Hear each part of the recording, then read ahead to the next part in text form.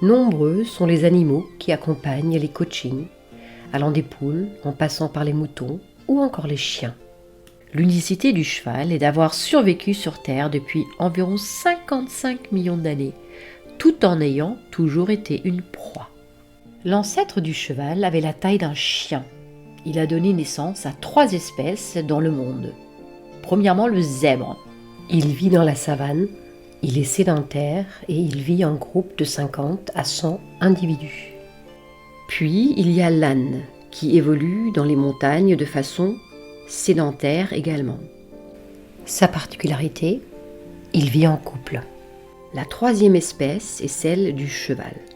Sa particularité, il est nomade et il évolue en groupe familial de 8 à 10 individus dans les steppes, toujours à la recherche de nourriture. Ces 3 espèces ont survécu grâce à une hypersensibilité qui nous intéresse particulièrement dans la pratique de la médiation équine. Le cheval évolue en famille. Un étalon avec 3 ou 4 juments. Chacune de ces juments est accompagnée par son poulain, éventuellement de 2.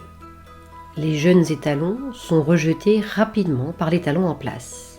Ils créent leur propre famille avec des juments piqués à d'autres familles. Dans le groupe familial, nous trouvons 3 rôles qui nous intéressent particulièrement en médiation équine. L'étalon porte en règle générale le rôle du chef. Responsable de la sécurité de sa famille, il donne l'alerte et défend sa famille en se battant contre les prédateurs, la puissance de frappe de ses sabots étant une arme efficace.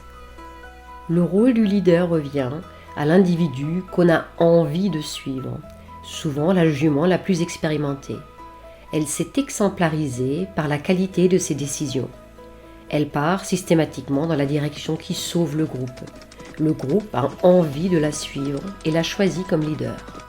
D'autres individus peuvent prendre le lead sur des sous-projets, par exemple d'aller boire à la rivière.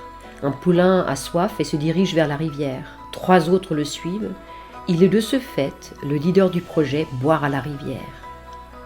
La dominance se remarque quant aux ressources. Celui qui va claquer des dents, arracher quelques poils ou encore botter si un autre veut prendre sa place à la ressource. Un ordre s'installe.